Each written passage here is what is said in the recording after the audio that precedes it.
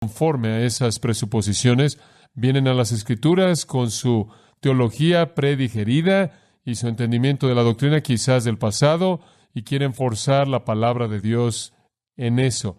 O quizás están enamorados de algún maestro prominente o escritor prominente y en cierta manera se alinean con ese individuo y quieren afirmar lo que él dice o lo que ese grupo dice sin considerar un entendimiento cuidadoso de las Escrituras.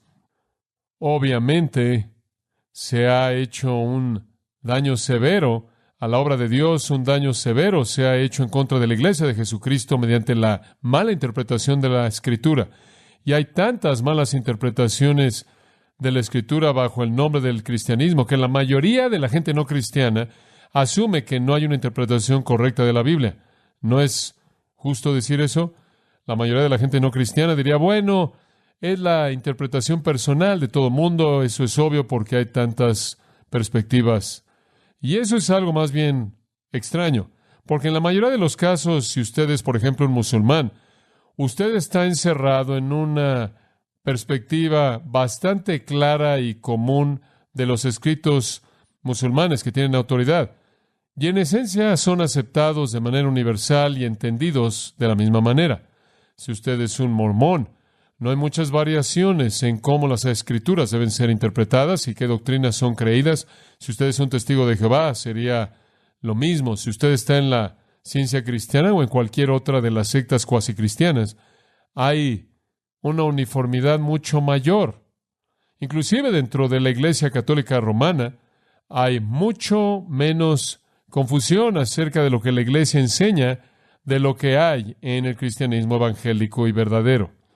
Y una de las razones por las que durante la época oscura la Iglesia Católica Romana no quiso que la gente tuviera la Biblia, una de las razones por las que nunca colocaron la Escritura en las manos de la gente por el periodo de tiempo desde, digamos, del 500 al 1500, el periodo conocido como la época oscura, era porque tenían miedo de que si la gente tenía acceso a la Escritura, sin la capacidad y la preparación para interpretarla correctamente, la malinterpretarían. Y entendemos ese temor porque eso de hecho es el caso. Mientras que todavía tenían una responsabilidad de colocar la Escritura en las manos de la gente, era una suposición correcta que cuando tenía la gente la palabra de Dios, terminarían con todo tipo de malas interpretaciones. No obstante, por otro lado, era una suposición incorrecta que solo la Iglesia podía ser el intérprete con autoridad de la Escritura. Solo el sistema católico romano tenía el derecho de ser el intérprete. Esa también fue una suposición equivocada. La suposición correcta es que usted le da la palabra de Dios a la gente y después usted le enseña a la gente a cómo trazar correctamente la verdad. Usted no la mantiene alejada de ellos, pero es verdad, la Biblia en manos de la gente puede ser la fuente de la verdad o la fuente de la confusión, inclusive dentro del marco de la Iglesia. La Iglesia ha terminado con todo tipo de doctrinas muy raras debido a malas interpretaciones. De hecho, tipos de cosas raras han ocurrido en la vida de la Iglesia debido a una mala interpretación de la palabra de Dios. Sectas han surgido, como usted sabe, a lo largo de la historia debido a la mala interpretación, con mucha frecuencia mala interpretación codificada de manera categórica y definida por gente singular como Mary Baker Eddy, en el caso de la ciencia cristiana, o visión especial supuestamente que vino a José Smith en el caso de los mormones, y todos esos siendo entonces la interpretación o la interpretación apropiada de la Escritura. Pero no solo mediante esos medios místicos, todavía hay en la actualidad muchas personas cristianas quienes ofrecen una interpretación o un entendimiento de la Escritura que es totalmente equivocado. Su influencia varía. Algunas de esas personas nunca obtienen o llegan a tener ninguna influencia fuera de su propia casa, por lo cual podemos estar agradecidos hasta cierto grado. Otros de ellos tienen mucha influencia, han sido impresos, están en libros, sus libros se han distribuido mucho y el caos reina de extremo a extremo. Realmente entendemos eso. Sabemos que hay mucha confusión. De hecho, le he dicho muchas veces, no necesito señalarlo de nuevo, excepto por comentar acerca de esto de manera muy breve. que vivimos en un tiempo, en el marco de los evangélicos, en donde decir que esta es la interpretación correcta y todas estas están equivocadas es visto como algo no espiritual, no amoroso, impío. Porque inclusive los cristianos han llegado a la conclusión de que casi cualquier cosa se acepta al interpretar la Biblia.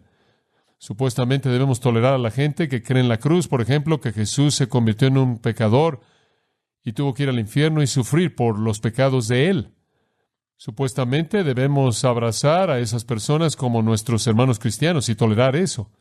Supuestamente debemos abrazar como cristianos a esas personas que creen que uno es salvo por el bautismo y fuera de ser hundido o sumergido en agua, uno no puede irse al cielo. Supuestamente debemos abrazar a gente que cree que hacen una contribución a su salvación, que es gracia, pero es gracia cooperando con obras humanas, lo que lleva a cabo la redención. Supuestamente debemos abrazar a esas personas y llamarlas nuestros hermanos y hermanas, y hacer algo menos que eso es impío y no amoroso y no bíblico y no semejante a Cristo. Debemos supuestamente abrazar a gente que malinterpreta y malentiende de manera total la importancia de la inspiración, que no entiende que la Biblia es el fin de toda revelación y que malinterpreta el ministerio del Espíritu Santo, y debemos abrazarlos de manera inequívoca y sin cuestionarlos, y cuestionar su mala interpretación de esas cosas de alguna manera es atacar la unidad de la iglesia. Ese es el ambiente de la actualidad, y no es un ambiente en el que la interpretación bíblica cuidadosa probablemente va a florecer, ¿verdad?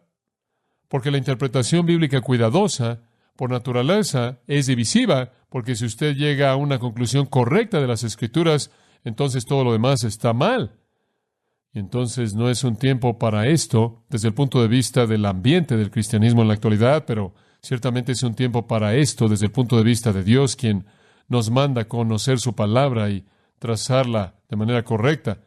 Somos llamados a un entendimiento apropiado de las Escrituras para que podamos entender verdaderamente el mensaje de Dios, para que podamos practicarlo, creerlo y vivirlo. Debemos también entender la palabra de Dios, porque cuando la creemos, la vivimos, la practicamos, por lo tanto, traemos sobre nuestra vida la plenitud de la bendición de Dios y tenemos la oportunidad de darle la gloria que su nombre merece. Cualquier mala interpretación de la Escritura es un cortocircuito del propósito que Dios diseñó para ella. Y usted no puede justificar eso de ninguna manera. Entonces vemos de nuevo la responsabilidad del estudio de la Biblia. Ahora hablemos tan solo de algunas cosas básicas que son necesarias. Y voy a repasar la que le di hace una semana atrás y después vamos a pasar a otras. Para entender la Escritura, lo primero que usted tiene que hacer es leer la Biblia. Ahora eso podría ser un shock para usted, pero ahí es donde usted debe comenzar. La mayoría de la gente no sabe lo que la Biblia significa porque no sabe lo que dice. Y quizás hay gente que en cierta manera está a una distancia de la Escritura y dice, hombre, ciertamente nunca podría yo entender este asunto, entonces ni siquiera voy a tratar. Nada podía estar más lejos de la verdad. Quizás si le preguntáramos a la gente que está algo familiarizada con la Biblia, ¿cuál sería el libro más difícil de la Biblia que entender? Probablemente dirían que es Apocalipsis. Probablemente la mayoría de la gente diría que el libro de Apocalipsis es difícil de entender. Conozco muchos predicadores que a lo largo de la vida de su ministerio nunca predicarían el libro de Apocalipsis porque no creen que ellos lo pueden entender. Y eso es porque han abandonado la hermenéutica apropiada para interpretarlo. Porque si lo interpretan con la hermenéutica correcta, tienen que interpretarlo de manera literal, y si lo interpretan de manera literal, va en contra de su teología histórica, y realmente no quieren hacer eso, entonces simplemente no saben qué hacer con el libro de Apocalipsis y lo dejan afuera. Pero la mayoría de la gente diría que probablemente es el libro más difícil de entender. Sin embargo, al principio de este libro, dice en el capítulo 1, versículo 3, «Bienaventurado el que lee y los que oyen las palabras de esta profecía y guardan las cosas en ella escritas, porque el tiempo está cerca». ¿Quiere una bendición? Lea Apocalipsis. Escuche lo que dice, entienda lo que dice y practíquelo.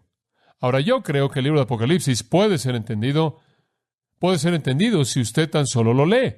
Es muy claro lo que dice. Es solo cuando la gente lo trata de manera mística que se vuelve confuso. Obviamente hay algunos elementos de las profecías ahí que nunca entenderemos hasta que de hecho se cumplan, pero eso es verdad de toda la profecía. Pero el mensaje del libro, exaltando a Jesucristo, hablando de la glorificación de los santos y del juicio de los impíos, es muy claro en el libro de Apocalipsis. Usted comienza a leer la Biblia. Le sugerí que la manera de hacer eso es leer la Biblia de manera repetitiva. Abra su Biblia, si es tan amable, en Isaías capítulo 28. Y simplemente quiero establecer un principio aquí que creo que es muy básico y muy importante.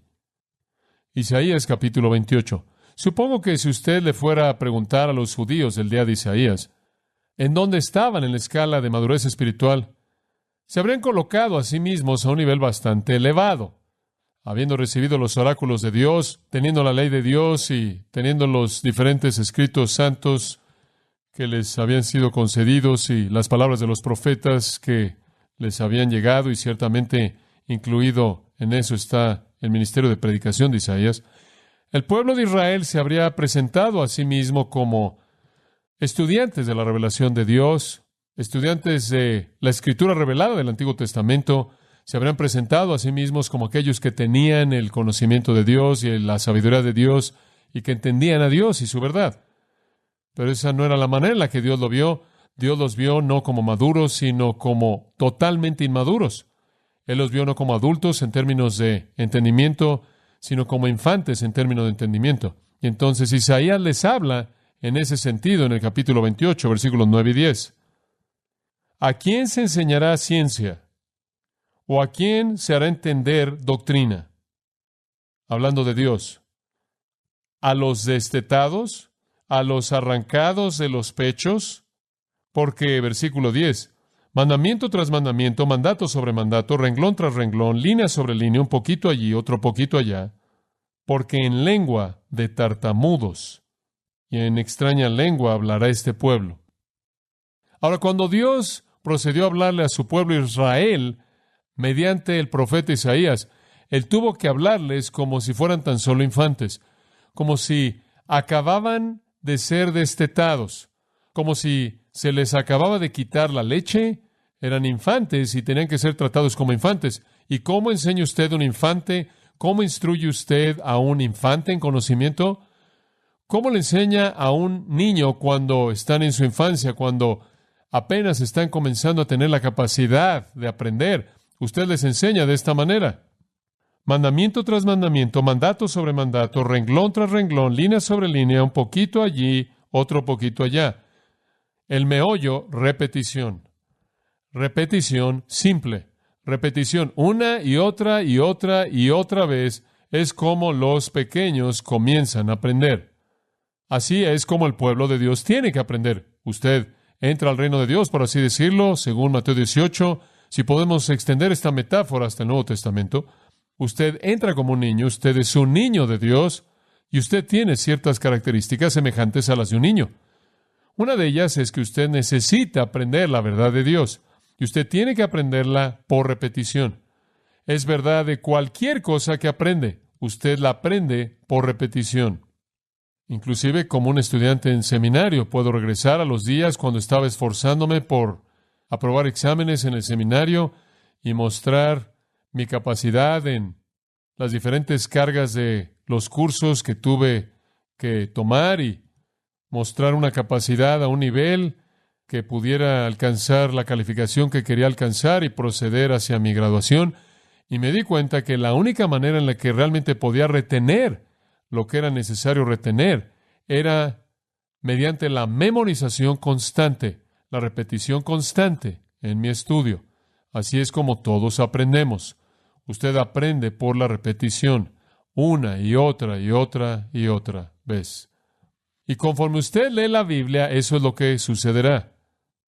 Le sugería a usted que con respecto al Nuevo Testamento en particular, usted lo lee de manera repetitiva. Lea la misma sección diariamente durante 30 días.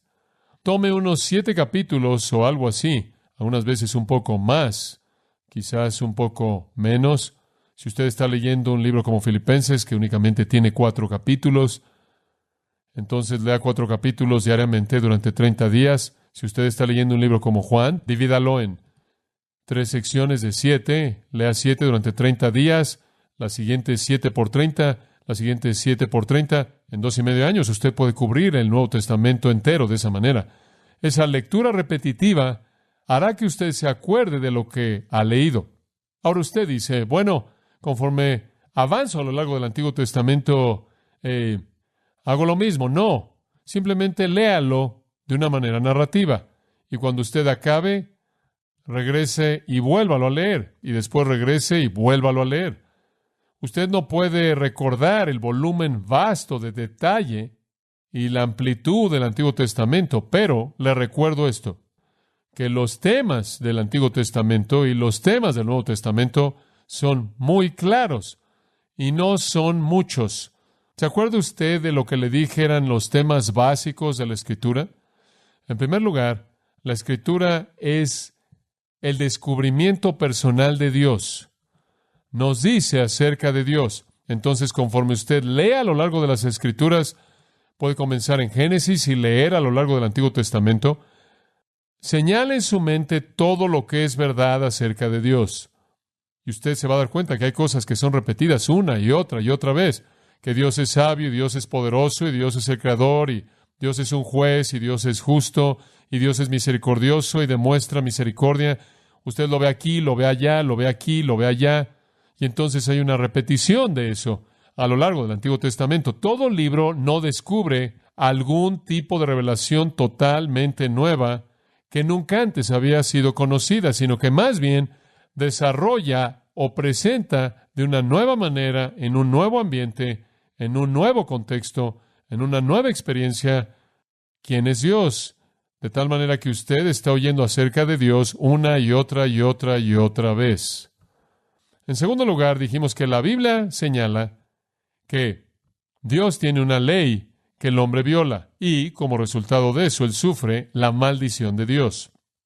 La violación de la ley de Dios, desobediencia a Dios, trae maldición. Eso es claro en la Escritura. Usted comienza en Génesis y usted lo ve inmediatamente en la caída. Usted lo vuelve a ver una y otra y otra y otra vez conforme usted avanza a lo largo del registro del Antiguo Testamento.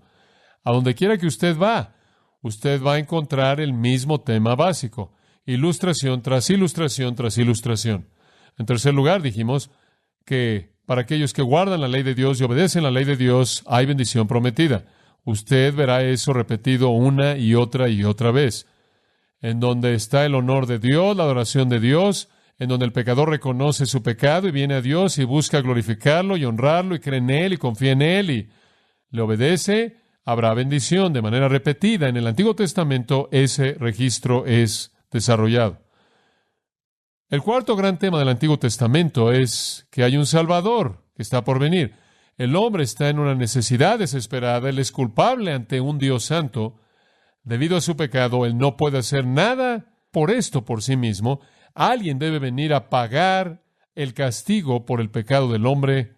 Ese alguien vendrá y ese es el Salvador. Cuando usted está leyendo en Génesis, usted va a leer acerca de uno que vendrá y va a herir la cabeza de la serpiente. Usted va a leer acerca de un gobernante que va a venir y será Shiloh, por así decirlo, quien va a traer paz. Conforme usted avanza, usted va a leer acerca del cordero sacrificial. Usted va a leer acerca de un día de expiación. Usted va a leer acerca de un chivo expiatorio que llevó el pecado. Todo eso retratando al Salvador venidero. Y después el salmista va a comenzar a identificar al Salvador. Inclusive va a citar lo que el Salvador dirá cuando Él cuelgue en la cruz. Y después usted va a leer los profetas. Y ellos van a predecir cosas acerca del Salvador, acerca de su nacimiento, acerca de su vida, acerca de su muerte, acerca de su resurrección, y así sigue. El Salvador será ese tema recurrente una y otra y otra y otra vez. El que está por venir, el que está por venir. Y finalmente, la quinta gran realidad final que abarca todo el Antiguo Testamento es que la historia terminará cuando Dios establezca un reino terrenal en el cual su Salvador glorioso va a gobernar y a reinar. Usted va a encontrar eso una y otra y otra y otra vez.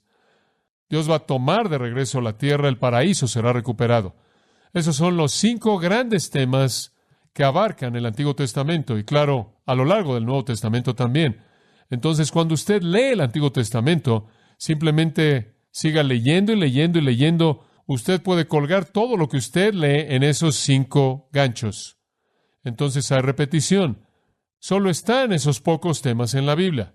Y esos temas obviamente tienen diferentes sombras y matices y diferentes facetas de importancia y abren muchas verdades. Pero todos están construidos en torno a esos temas. Leer la Biblia lo va a colocar usted de cerca a esos temas y va a hacer que usted se familiarice con esos temas y muchas afirmaciones explícitas de esos temas, las muchas ilustraciones de esos temas en la historia que Dios ha registrado para nosotros en el Antiguo Testamento. Otra cosa acerca del Antiguo Testamento en su lectura es que el Antiguo Testamento es simple. Y digo eso en este sentido. El idioma hebreo es simple. Es un idioma concreto. No es un idioma abstracto como el griego. El griego tiene muchas abstracciones. El griego es un idioma cognitivo, mientras que el hebreo es un idioma activo, de acción. El idioma hebreo es muy específico, muy concreto, muy claro. Y la mayoría de la terminología tiene un significado muy concreto y obvio. Usted debe tener la capacidad de leer el Antiguo Testamento y entender lo que está pasando. Usted podría encontrarse con una palabra que no entiende, usted podría encontrarse con una ceremonia que no entiende, usted podría encontrarse con un acontecimiento histórico que quizás es un poco confuso para usted, pero en general, el idioma hebreo es simple y directo. Y conforme usted lea a lo largo del Antiguo Testamento continuamente, y quiero sugerirle que usted lea primordialmente en la misma versión, ocasionalmente leer una versión diferente, simplemente para tener un matiz diferente de entendimiento, pero primordialmente en la misma versión para que usted incremente su familiaridad con el texto. Lea la Escritura. Ahora, conforme usted lee, y esto es lo que siempre he hecho, conforme usted lee, mantenga una especie de diario al lado de su lectura y señale las cosas que usted no entiende. Señale las cosas que usted no entiende. No se atore en su lectura con todo lo que usted no entiende conforme usted simplemente está leyendo. Siga leyendo y comience a hacer una lista. Escriba una pequeña lista para cada libro que usted está leyendo. Escriba el título del capítulo y comience a escribir las cosas que usted no entiende. Y usted va a comenzar, en cierta manera, a alimentar su curiosidad un poco. Ese es un proceso muy importante que realizar. Lea y escriba las cosas que usted no entiende para estudio futuro, para que usted pueda regresar y escarbe un poco más en mayor profundidad.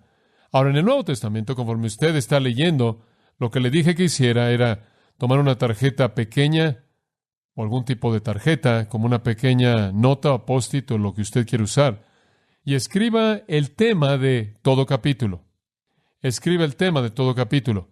Usted está leyendo a lo largo de 1 de Juan, usted está leyendo a lo largo de los capítulos de 1 de Juan, 5 capítulos.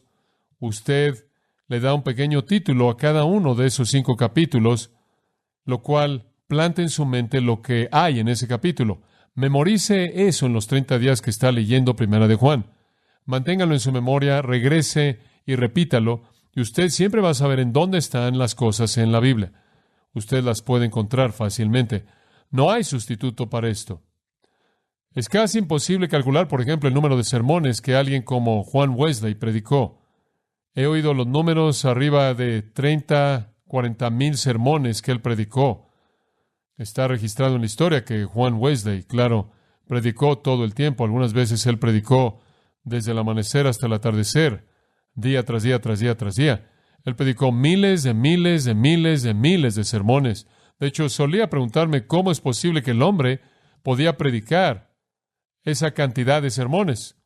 ¿Cómo es que él tenía tanto material en su mente? La respuesta viene cuando usted entiende que cada día de su vida Juan Wesley se levantó a las 4 de la mañana y procedió a seguir una rutina absolutamente rigurosa de lectura de las Escrituras, lo cual él hizo durante horas hasta que él estuvo listo para predicar en las mañanas. Y él leyó la Escritura, lo que es interesante, en 5 idiomas. Ahora, no esperamos ser capaces de hacer eso. Él tenía la capacidad de hacer eso. Eso le dio la amplitud y la extensión y la profundidad y la altura y todos los matices posibles en el entendimiento de la Escritura.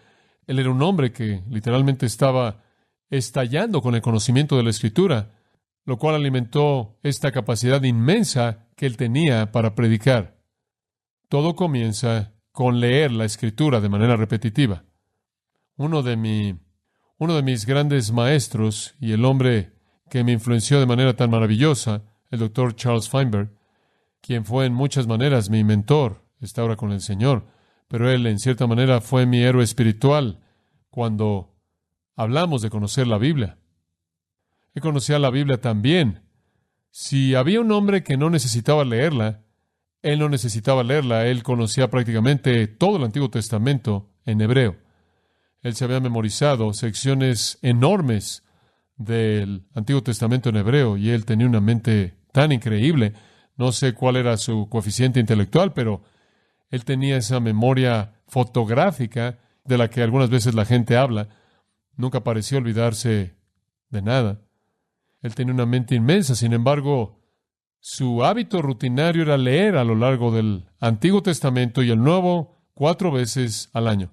Y él hizo eso durante décadas. Y esa es la razón por la que él tenía una familiaridad tan grande con el texto de la Escritura. Y como le dije antes, la familiaridad con el texto de la Escritura es su propia interpretación. Conforme usted comienza a leer la Escritura, comienza a interpretarse a sí misma, comienza a abrirse a sí misma, porque estas verdades coherentes son repetidas una y otra vez y la Biblia se vuelve su mejor fuente de explicación. Una Escritura explicando a otra. Y a usted le sorprenderá conforme usted comienza a absorber la palabra de Dios, leyendo, como le dije, a lo largo del Antiguo Testamento y después de manera repetitiva durante 30 días en el Nuevo. Usted hace eso por unos cuantos años y comenzará a maravillarse del entendimiento que usted tiene del significado de la Escritura, porque se vuelve tan clara simplemente debido a la repetición.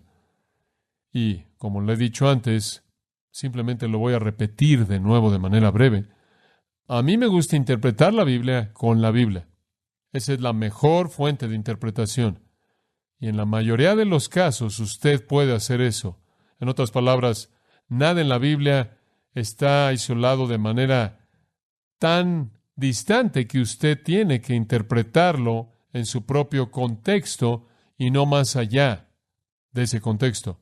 Todo en la Escritura, casi todo en la Escritura, está relacionado con otros asuntos en la Escritura que ayudan en la interpretación de ese asunto mismo. Una ilustración de eso, por ejemplo, y podrían haber muchas, pero una que viene a la mente, al leer a lo largo de Juan capítulo 3, Jesús le habla a Nicodemo, y Jesús le dice a Nicodemo, te es necesario nacer del agua y del Espíritu. Ahora alguien podría hacer la pregunta, ¿de qué está hablando? ¿Qué quiere decir con que te es necesario nacer del agua y del Espíritu? Y he oído a gente decir, bueno, el agua ahí significa bautismo. Necesita ser bautizado en el Espíritu y necesita ser bautizado en agua. Y hay grupos enteros de gente que enseña eso. Eso no tiene sentido en absoluto, debido a que el bautismo cristiano no había sido instituido en el momento de esa conversación. Y además, debido a que el bautismo en agua no es el medio de la salvación. Otros han sugerido, y he oído esto predicado, que lo que eso significa, o si es necesario ser nacido del agua y del Espíritu, es que debe nacer físicamente. Ese es el agua. Usted sabe, el agua, la fuente se rompe y después viene el bebé. Y entonces ese es el agua que es parte del nacimiento humano. Debes nacer en términos humanos y después debes nacer del Espíritu. El problema con eso es que los judíos no se refirieron a eso como agua. La respuesta correcta simplemente está disponible para usted si usted lee Ezequiel.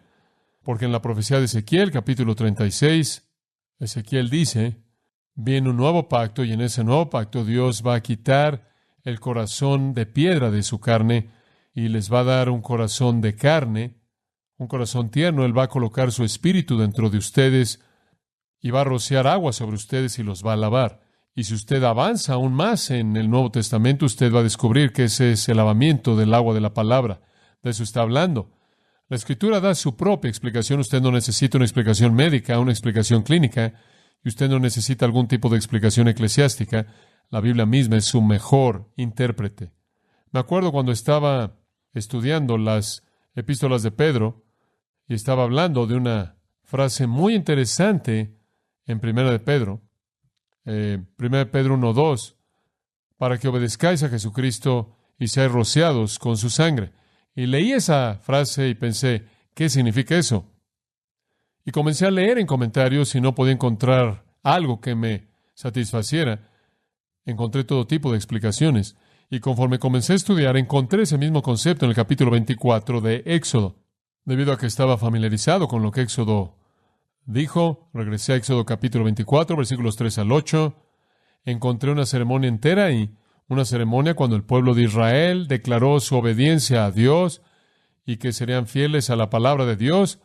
Y en ese tiempo en particular, Moisés roció sangre en todos ellos como un símbolo de su declaración de obediencia. Y eso es precisamente lo que Pedro, quien era un judío, habría tenido en mente conforme él estaba escribiendo a judíos.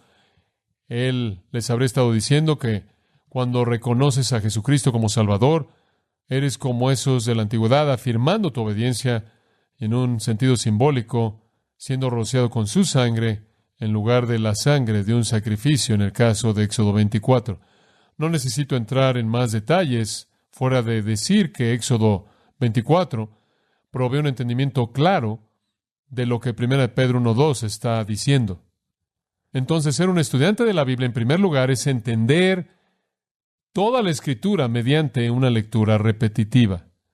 Ahora vayamos a una segunda característica, y esa es interpretar la Biblia. Y vamos a tener un poco de tiempo en esto. Ahora usted la ha leído, y esperamos que conforme la ha leído, usted ha mantenido una especie de diario de las cosas que le interesan a usted, y usted va a pasar algo de tiempo adicional cada semana regresando a algunos de esos asuntos que usted escribió porque usted no los entendió. Y esto es lo que yo he hecho a lo largo de los años. Esas cosas que no entiendo se convierten en la lista prioritaria para mi propio estudio personal en profundidad. De nuevo, esto tiene que ir más allá de las devociones. Como mencioné esta mañana, simplemente en cierta manera leer la Biblia como una especie de ejercicio diario de 15 minutos y después leer otro pasaje al día siguiente y otro y nunca realmente entender la profundidad de lo que usted leyó, no va a cambiar su vida. En cierta manera es como meterse una aspirina al día. Usted sabe que podrá tener un poco de efecto a largo plazo, pero no va a cambiar su vida. Al eunuco etíope se le hizo la pregunta, ¿entiendes lo que estás leyendo? A lo cual él respondió a la pregunta de Felipe, ¿cómo podré si alguien que no me enseñare? Tengo que tener algo de ayuda. Estoy leyéndola, pero no estoy seguro de que realmente la estoy entendiendo. Y eso va a ser verdad conforme usted estudia la Biblia. Esa es la razón por la que cuando usted regresa a Nehemías, regrese por un momento a Nehemías capítulo 8. En Nehemías capítulo 8, la palabra de Dios había sido encontrada, y Esdras, el escriba, leyó la palabra de Dios al pueblo. Versículo 1.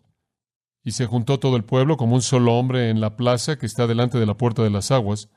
Y dijeron a Esdras, el escriba, que trajese el libro de la ley de Moisés, la cual Jehová había dado a Israel.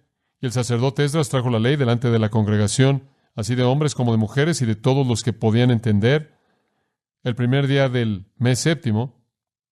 Y leyó en el libro delante de la plaza que está delante de la puerta de las aguas, desde el alba hasta el mediodía, en presencia de hombres y mujeres y de todos los que podían entender.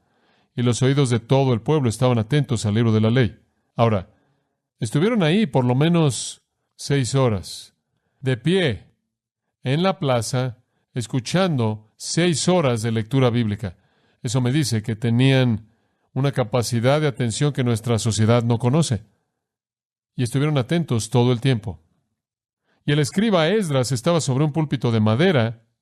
Me imagino que de ahí vinieron estos púlpitos, que habían hecho para ello. Y junto a él estaban Matatías, Sema, Anías, Urías, Hilcías y Masías. Versículo 5. Abrió pues Esdras el libro a ojos de todo el pueblo, porque estaba más alto que todo el pueblo, y cuando lo abrió, todo el pueblo estuvo atento. estuvo de pie por 6 horas en la plaza y lo escuchó leer. Bendijo entonces Esdras a Jehová, Dios grande, y todo el pueblo respondió amén, amén, alzando sus manos. Ese fue, me imagino, el comienzo de lo que todavía se lleva a cabo cuando la palabra de Dios es proclamada. La gente dice amén. Y se humillaron y adoraron a Jehová, inclinados a tierra. Y los levitas que ayudaban a Esdras, están ahí enlistados. Observe el final del versículo 7. Hacían entender al pueblo la ley, y el pueblo estaba atento en su lugar. Y leían en el libro de la ley de Dios claramente, y ponían el sentido, traduciendo o explicando, de modo que entendiesen la lectura. Ese es el segundo aspecto del estudio bíblico.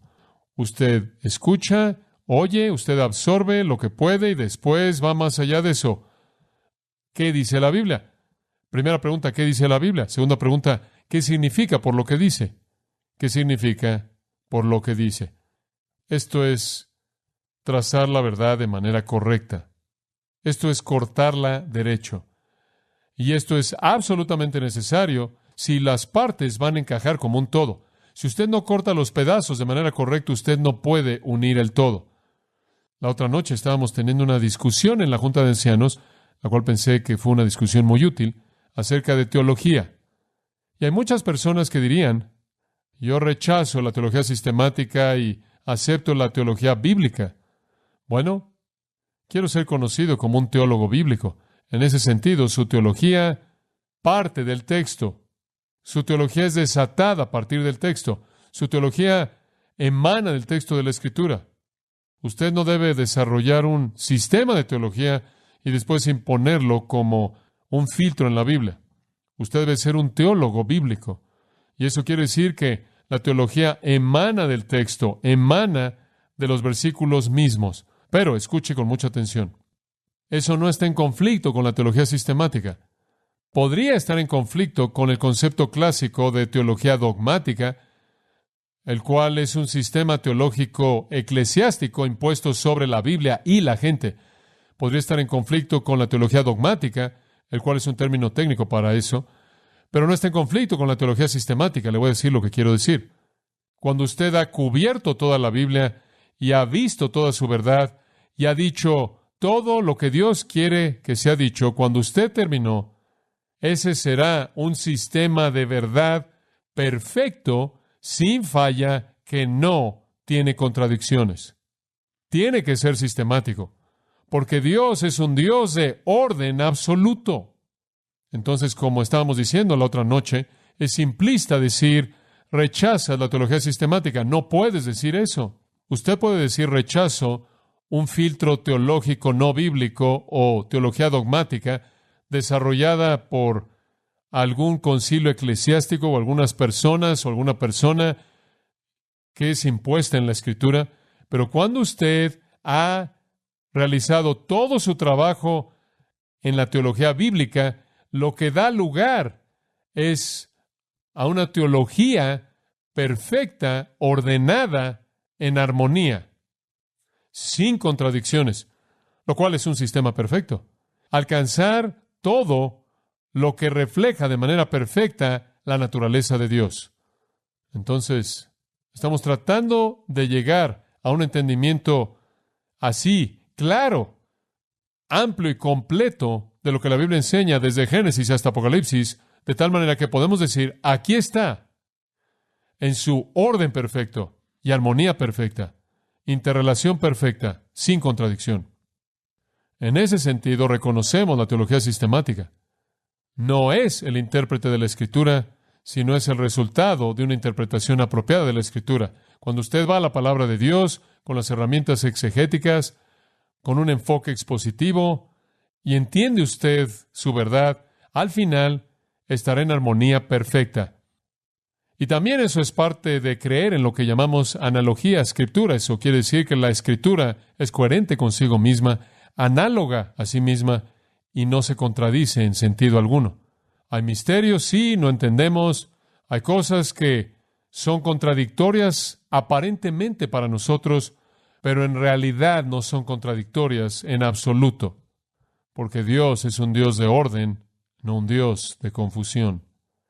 Entonces es necesario que interpretemos cuidadosamente la Escritura como para entender lo que dice, y al final esa interpretación encaja de manera perfecta, en orden y armonía, sin contradicciones. Ahora, si usted echa a perder la interpretación en el proceso, usted no puede tener ese sistema ordenado al final. Es absolutamente crucial que dividamos de manera correcta la palabra de Dios. Esa es la razón por la que he dicho a lo largo de los años, la única persona que realmente tiene un derecho de ser un teólogo es un exegeta. Alguien que interpreta la Escritura tiene un derecho de decir soy un teólogo. Alguien que no interpreta las páginas de la Escritura puede decir que es un teólogo, pero es un teólogo que toma de alguien más. La teología más pura sale del texto mismo. Ahora, la mala interpretación de la Biblia ha creado muchos problemas. Permítame darle algunas ilustraciones. Algunos han dicho, debido a que los patriarcas en el tiempo de Abraham, Isaac y Jacob, los patriarcas practicaron la poligamia, también nosotros podemos. ¿Quién dice eso? La Iglesia mormona. Otros han dicho, debido a que el Antiguo Testamento apoyó el derecho divino del rey de Israel, todos los reyes tienen derechos divinos. Europa tuvo muchos reyes que ejercieron lo que pensaron que era un derecho divino, de alguna manera tomado de Israel en el Antiguo Testamento, en Estados Unidos inclusive. Existió este punto de vista interesante ahí en Massachusetts. Debido a que el Antiguo Testamento mandó la muerte de las brujas, nosotros también debemos matar a todas. Debido a que algunas plagas del Antiguo Testamento fueron de Dios, debemos evitar la higiene. Ahora ahí está una perspectiva interesante. Si usted comienza a ejercer demasiada higiene, usted va a estorbarle a Dios, porque Dios usa plagas para destruir a gente impía, y por eso debemos evitar la higiene. Aquí hay otra perspectiva interesante que ha surgido. Debido a que el Antiguo Testamento enseña que las mujeres sufren al dar a luz a los hijos como un castigo divino, jamás debe usarse anestesia. Ese es un pensamiento interesante, ¿no es cierto? Debido a que parte de la maldición de Dios sobre la humanidad es que las mujeres tengan dolor al dar a luz los hijos, cualquier cosa que suavice ese dolor va en contra de la voluntad de Dios. Y le conté acerca de la que me encontré en Rumania hace algunos años atrás, que también es verdad en Rusia. Debido a que las mujeres son salvas engendrando hijos, nunca deben hacer algo en términos de anticonceptivos, y si hacen eso, tienen la posibilidad de perder su salvación. Ahora, algunas personas ven la Biblia y ven todo esto y en cierta manera se rascan la cabeza y dicen, no sé qué hacer con todo esto. Me acuerdo que hablé con un hombre muy prominente, quien era un pastor, quien había sido estudiante mío, y eventualmente fue a asistir al seminario, se graduó del seminario, fue pastor de una iglesia, y estaba hablando con él en una ocasión en una conferencia en Hume Lake, en donde los dos estábamos hablando. Y él estaba hablando acerca de interpretar el Antiguo Testamento. Y él simplemente de manera abierta le dijo a la gente, él dijo, ¿sabe una cosa? Yo simplemente he decidido todo para todo mundo. Todo en el Antiguo Testamento para todo mundo. Esa es una afirmación bastante sorprendente. Y entonces cuando lo vi, después de algunas de las sesiones, le dije, quería preguntarte de eso que dijiste anoche. Dijiste que decidiste que, en cierta manera, tratar de entender todo lo que hay en el Antiguo Testamento era bastante complicado. Simplemente decidiste tomar todo para todo mundo. Resulta que en el momento que hablé con él, en ese momento estaba comiéndose un hot dog y no era una salchicha de res. ¿Qué quieres decir que tomas todo para todo mundo? ¿Cuándo mataste a tu último cordero? ¿Y cómo es que te cortaste las patillas y no las tienes alrededor de tus oídos? Digo, ¿por qué te estás comiendo ese hot dog? No puedes decir eso. Tienes que interpretar las Escrituras. Usted no puede terminar con un concepto general. La gente con frecuencia me pregunta, ¿cuál es la clave para interpretar el Antiguo Testamento, para entender qué era para los judíos en su época y lo que es para nosotros? Respuesta, el contexto de todo pasaje. No hay una fórmula singular que usted simplemente puede aventar en todo el Antiguo Testamento. Ahora, al usar con precisión la palabra de Dios, 3 errores tienen que ser evitados. Voy a darle estos 3 errores que evitar y después el próximo domingo vamos a hablar de cómo entenderlo correctamente. 3 errores deben ser evitados. Nunca llegue a una conclusión a costa de una interpretación apropiada. Nunca llegue a una conclusión o presente un punto a costa de una interpretación apropiada. No use la Escritura para apoyar su punto de vista. A usted se le ocurre una buena idea, usted piensa que funciona y usted simplemente la impone sobre la Escritura. Digo, esto realmente se vuelve raro. Este escritor, más bien raro, estaba predicando en contra de que las mujeres se colocaran el cabello en la parte de arriba de su cabeza, porque él pensaba que debido a que el cabello de una mujer era su cubierta, su gloria, debería estar por todos lados en todo momento. Entonces, colocarla en la cabeza era una brecha de la Escritura. Y supuestamente el versículo usado se encontró en Mateo 24. No descendáis de la azotea. Ahora usted conoce el versículo, ¿no es cierto? Está hablando del tiempo de la tribulación y dice, los que están en la azotea no desciendan o no bajen. Es como el predicador que fue a visitar un día y tocó la puerta en la casa de uno de sus congregantes, queriendo darle algo de consejo espiritual. Y él tocó y tocó, y él podía ver que la televisión estaba encendida, las luces estaban prendidas, bang, bang, bang, nadie vino. Entonces escribió, he aquí estuve en la puerta y llamé.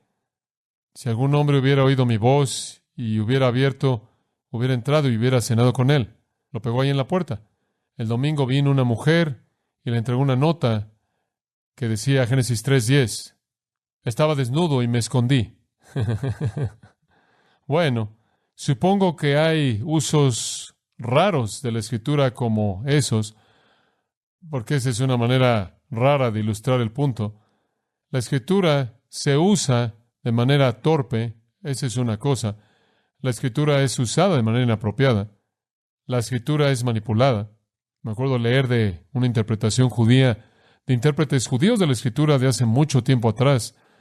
Cuando estaban escribiendo de la Torre de Babel, escribieron algunas cosas bastante raras.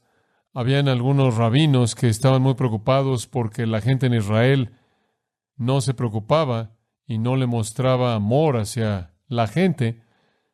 Y entonces tomaron la historia de la Torre de Babel y dijeron que la razón por la que Dios cambió todos los idiomas y esparció a las naciones por toda la tierra fue porque, ¿se acuerda usted de que ellos estaban construyendo esta torre y estaban construyéndola más y más y más alto? Los rabinos inventaron esta historia sorprendente acerca de hombres que eran los que tenían que cargar los ladrillos hasta la parte de arriba. Y conforme esto era más y más alto, tenían que subir más y caminar por esta escalera más y más y más alto. Y de acuerdo con este entendimiento rabínico, muchos de ellos se cayeron de esta escalera y murieron. Tomó muchas horas para un hombre cargar una carga de ladrillos a los que estaban colocando los ladrillos en la parte de arriba. Y claro, si un hombre se caía de la torre hacia abajo, nadie le ponía atención. Pero si él se caía hacia arriba, perdían sus ladrillos. Entonces estaban llorando porque los ladrillos se cayeron, y esa es la razón por la que Dios confundió su idioma, porque estaban más preocupados por los ladrillos que por la muerte de gente. Y así es como los rabinos interpretaron ese pasaje para poder enseñar su punto. Buen punto, a usted le debe preocupar más la gente que los ladrillos, pero no está ahí. No saque las Escrituras del contexto. No presente un punto a costa de una interpretación que es precisa y verdadera. Esto demanda diligencia, estudio cuidadoso, estudio reflexivo, para que podamos usar bien la palabra de verdad y por lo tanto no necesitemos avergonzarnos, 2 Timoteo 2:15. En segundo lugar, evite la interpretación superficial. Evite la interpretación superficial. Uno de los problemas comunes al interpretar la Biblia es esta pequeña frase: este versículo significa para mí esto y aquello. Permítame decirle algo. No importa lo que significa para usted. La pregunta es, ¿Qué significaría si usted no viviera? ¿Qué significaría si usted no existiera? ¿Qué significa? Punto, es lo que importa, no lo que significa para usted. Algunas veces usted oye a la gente reunirse y supuestamente tiene un estudio bíblico, lo cual es un poco más que una reunión de ignorancia. La gente dice, bueno, vi este versículo y siento que este versículo está diciendo, no importa lo que usted sienta, eso no tiene nada que ver con eso. No es cuestión de cómo se siente usted acerca del versículo, no es cuestión de lo que usted cree que significa para usted. Evite hablar de lo que viene a su mente en la interpretación bíblica, el manejo descuidado de la palabra de Dios. Todos queremos reconocer el sacerdocio del creyente, sí. Todos queremos reconocer que tenemos unción de Dios, el Espíritu de Dios que mora dentro de nosotros, y el Espíritu de Dios quien mora dentro de nosotros es el Maestro que nos enseña. Todos queremos reconocer eso, pero eso no es justificación para tratar de manera ligera la Escritura. Esa es la razón por la que 1 Timoteo 5:17 dice, los ancianos que trabajan duro en la Escritura son dignos de doble honor. Es trabajo duro. Evite la interpretación superficial. Evite, esto significa para mí. Esa no es una afirmación que debe estar antes de cualquier interpretación de la Escritura. La pregunta es, ¿qué significa si usted no existe? ¿Qué significó antes de que usted naciera? ¿Y qué significará después de que usted muera? ¿Qué significa para gente que nunca lo conocerá usted? ¿Qué significa? Punto. Eso es lo que importa. Y después, en tercer lugar, otra cosa simplemente que mencionar a manera de evasión, que evitar. Evite espiritualizar o alegorizar la Biblia. Espiritualizar o alegorizar la Biblia. Esto es aquello que le da a la Biblia algún tipo de significado místico. En otras palabras, lo que está en la superficie no es el significado, sino lo que está escondido se convierte en el significado. Esto es muy popular. Podríamos hablar de alegorizar. No es tan popular en la actualidad como solía ser, aunque está resurgiendo un poco. Alegorizar significa decir que el significado histórico no es el significado real, y de hecho podría ser nada más que un invento. El significado histórico no es el significado real. El significado real es el significado espiritual escondido debajo de la superficie. Y una vez que usted dice que algo en la Biblia es una alegoría, esto es que es únicamente un símbolo de la realidad, usted acaba de hacer que sea imposible saber qué es esa realidad. Porque si esa realidad no puede ser discernida mediante el entendimiento normal del idioma, ¿cómo puede ser discernida? Por ejemplo, hace varios años atrás, un libro fue escrito titulado Si perezco, perezco. Fue presentado como un comentario del libro de Esther. Y ahí, en el libro, Esther estaba alegorizando el libro de Esther, de tal manera que Esther se convirtió en el Espíritu Santo, y la historia entera del libro era la operación del Espíritu Santo en la vida de un creyente, en la batalla entre la carne y el Espíritu, y la batalla espiritual y demás. Y gran parte de lo que estaba en el libro era verdad del Nuevo Testamento, pero no tenía absolutamente nada que ver con el libro de Esther, y por lo tanto confundió el significado de Esther, y ninguna persona leyendo el libro de Esther jamás habría entendido ese significado. Ningún entendimiento normal de Esther habría dado lugar a eso. Patricia y yo estábamos en una conferencia bíblica ahí en el lago Ginebra, y estaba ahí con otro orador, con otro predicador. Nunca olvidaré el momento porque él estaba predicando y después yo estaba predicando y estábamos alternando, teniendo un buen tiempo haciendo eso. Y yo le dije, estábamos comiendo algo, una botana en este pequeño café y ahí en este centro de conferencias en la Universidad George Williams en el lago Ginebra. Y yo le dije, ¿de qué vas a predicar en esta noche? Y él dijo, voy a predicar del rapto de la iglesia. Yo dije, oh, eso va a ser maravilloso, estoy seguro, y la gente va a ser animada. Yo dije, ¿cuál va a ser tu texto? Él dijo, Juan 11. Y yo pensé, Juan 11. El rapto es Juan 14, 1 Tesalonicenses 4, 1 Corintios 15. ¿Qué es esto de Juan 11? Yo dije, Juan 11 es la resurrección de Lázaro. Todo tiene que ver con Lázaro siendo resucitado de los muertos, María y Marta. Y yo dije, ¿cómo es que vas a predicar del rapto de Juan 11? Él dijo, oh, vas a tener que venir esta noche. Yo dije, creo que voy a ir. Entonces él predicó del rapto de Juan 11. Ahora no me puedo acordar. Realmente fue inteligente. Y la gente estaba diciendo, profundo, profundo, wow, usted sabe. Ellos no saben, usted simplemente. Y Lázaro era la iglesia. Y él saliendo de los muertos era santos siendo resucitados. Creo que Marta era los santos del Antiguo Testamento. Y María eran los santos vivos del Nuevo Testamento. Y esto lo hizo por 1 hora y fue hecho de manera muy inteligente. Nada más que no estaba ahí. Y cuando acabó, nos volvimos a reunir y él me dijo, ¿alguna vez habías visto eso en Juan 11?